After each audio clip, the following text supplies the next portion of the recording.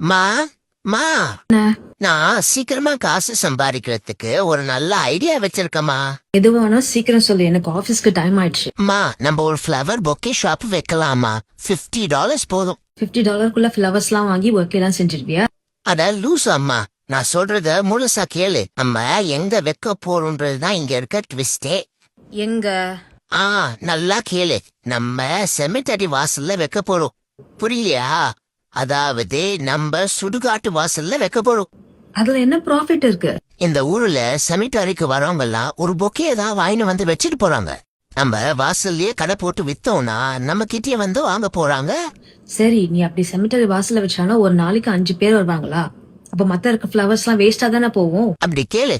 நம்ம ஒரு நாளைக்கு 2-3 பொக்கே தான் பண்ண போறோம். அதையே திரும்ப திரும்ப விற்போம். புரியலையா? இப்போ ஒரு கஸ்டமர் வந்து பொக்கே வாங்குவாரா, அவரு கொண்டு போய் வச்சிட்டு போயிடுவாரு.